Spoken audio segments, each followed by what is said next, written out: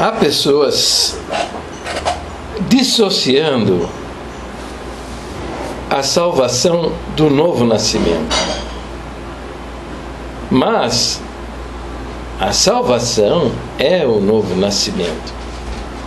É o cumprimento daquilo que nós lemos no primeiro capítulo de João, que diz: mas a todos quantos o receberam, deu-lhes o poder de serem feitos filhos de Deus.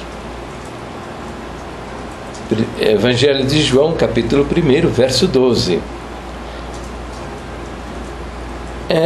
Examinando um pouquinho mais aprofundado este verso, mas a todos quantos o receberam,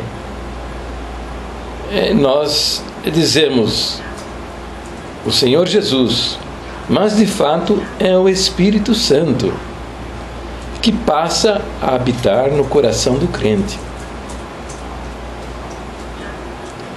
O Senhor disse lá nas suas últimas palavras, antes da crucificação, no capítulo 16 do Evangelho de João, que o Espírito Santo, que o mundo não o vê e nem o conhece, ele diz, estará convosco e habitará em vós. Então,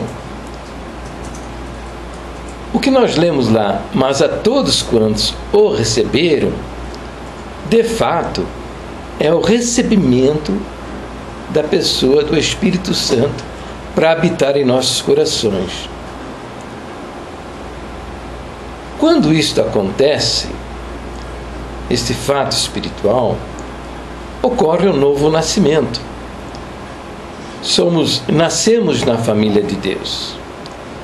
Mas a todos quantos o receberam, deu-lhes o poder de serem feitos filhos de Deus.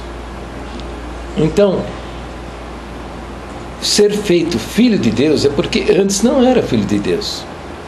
Era criatura, alma perdida. Recebendo o Espírito Santo em seu coração, é gerada uma nova criatura. Ocorre um novo nascimento. E a pessoa é transformada pelo poder de Deus. Por que é transformada? Porque o Espírito Santo vai capacitá-lo a vencer o pecado na sua carne.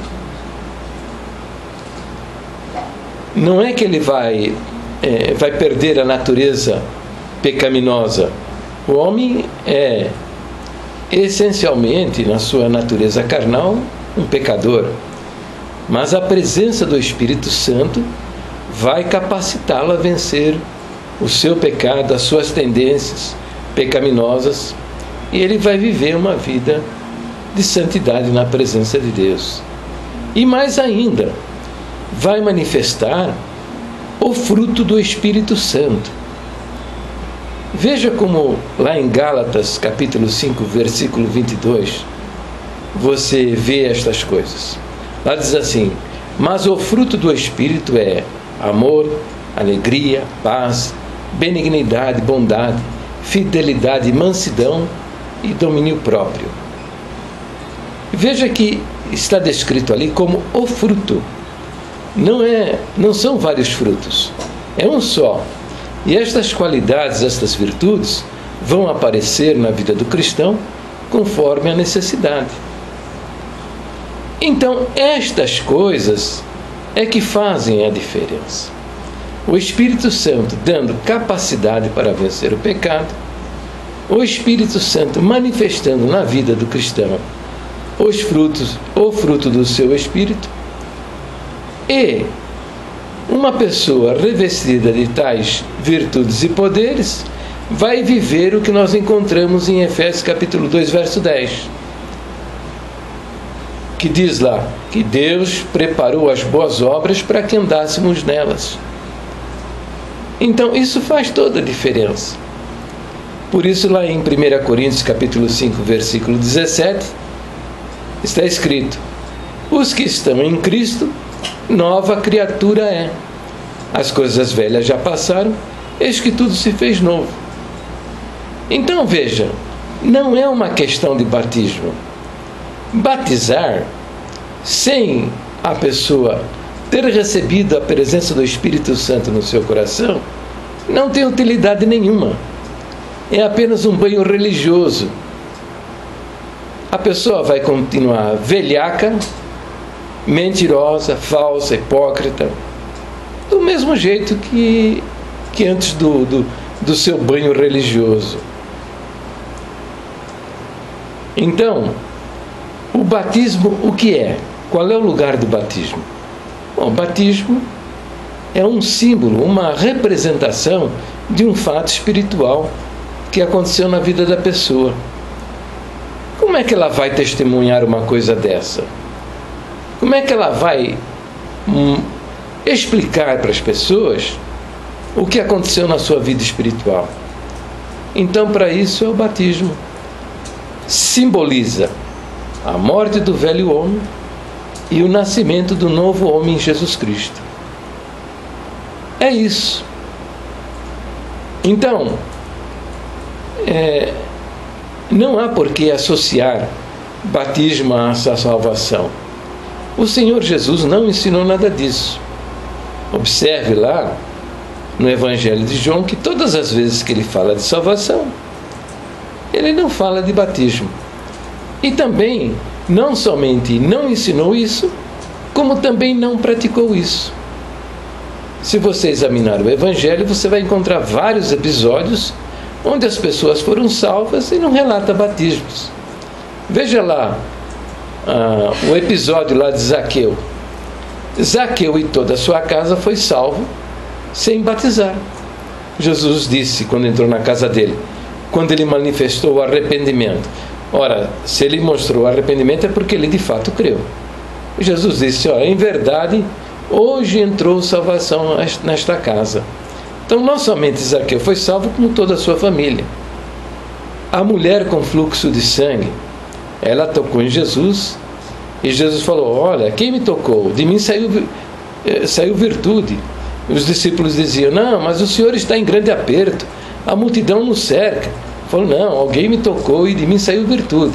E a mulher, temerosa, porque fora descoberta, ela sentiu-se flagrada em ter tocado na roupa do Senhor Jesus. Ela confessou, fui eu. E o Senhor falou para ela, ser curada do teu mal, a tua fé te salvou. Vocês estão interpretando esse a tua fé te salvou como sendo a salvação da doença dela, mas não, em absoluto. Jesus conhecia bem o sentido das palavras. Quando ele falou a tua fé te salvou, é porque a alma dela estava salva. Veja que nesse episódio não se fala em batismos. Ele ia caminhando para a cidade de Jerusalém. À beira do caminho estava sentado um cego. E esse gritava, Senhor Jesus, tem misericórdia de mim. E começou a fazer um barulho tremendo. A ponto de... E os discípulos diziam, fica quieto, fica calado, cala sua boca. E quanto mais o repreendiam, mais ele gritava. E o Senhor Jesus o atendeu. Jesus disse para ele, o que queres que eu te faça? E ele disse, Senhor, que eu veja. Aí Jesus disse o que para ele? Vai batizar? Não falou nada disso. Disse, vê. E depois disse, olha, a tua fé te salvou. Outro que foi salvo sem o batismo. Percebe então que essa conversa de que é preciso batizar para se salvar é uma associação indevida? Não tem cabimento? Parou por aí? Não parou por aí. Na sua caminhada, o Senhor Jesus encontrou um grupo de 10 leprosos. Eles queriam ficar limpos. Jesus disse, olha, vai lá e se apresentem ao sacerdote. E no caminho, olha que não foi curado na hora não, né? Eles atenderam então a obedecer à palavra do Senhor Jesus e ainda estando com a lepra em seus corpos, foram caminhando rumo lá a Jerusalém para se apresentar ao sumo sacerdote. No caminho eles foram curados. Somente um voltou. Ele não foi lá se apresentar ao sumo sacerdote, voltou, se prostrou na presença de Jesus com a cara no chão, adorando, glorificando e agradecendo. E Jesus perguntou: não eram 10 os leprosos? Onde estão os outros 9? Só este voltou? E aí disse para o leproso: ó, vai em paz, hein? A tua fé te salvou. Olha aí, pronto, está vendo? Está falando em batismo? Não está falando em batismo. Por que vocês inventam as coisas, hein? Olha aí, ó. Também tem o caso da mulher pecadora. A mulher era uma prostituta. E Jesus estava na casa de Simão, almoçando com Simão. Simão era um fariseu, era um sacerdote. E essa mulher invadiu a sala, se prostrou aos pés de Jesus, chorava com os seus lágrimas, lavava os pés dele e enxugava com seus cabelos e não cessava de beijar os pés de Jesus. E Simão, lá com os seus pensamentos, ele dizia: se esse homem fosse de fato um profeta, ele saberia que essa mulher é uma mulher pecadora. Ele expulsaria ela dessa casa aqui, poria ela para fora, porque é uma mulher pecadora. Jesus, como sabe todas as coisas, conhece os pensamentos, Jesus disse: Simão, olha, eu cheguei aqui na tua casa, você não me saudou com um ósculo, você não me beijou, e essa mulher não cessa de beijar os meus pés. Você não trouxe água para lavar os meus pés, e ela lava os meus pés e enxuga com os seus cabelos. Simão, presta atenção, é quem muito ama, é muito perdoada. E disse para a mulher: olha, mulher, a tua fé te salvou. Entendeu? Ah, mas vocês dizem: mas isso aí, eu quero ver depois da ressurreição, no livro de Atos. Ué, no livro de Atos você tem lá o centurião Cornélio. Pedro falou da salvação em Jesus Cristo, e ele creu, e caiu sobre ele, seus familiares e todos que se achavam na casa, o Espírito Santo. E eles começaram a manifestar a glória de Deus em línguas. E Pedro fez o quê? Pedro reconheceu que eles estavam em igual situação diante do Senhor Deus, como ele, Pedro e os demais que criam também no Senhor. E então, mediante isso, providenciou o batismo. Entenderam? Batismo nada tem a ver com salvação.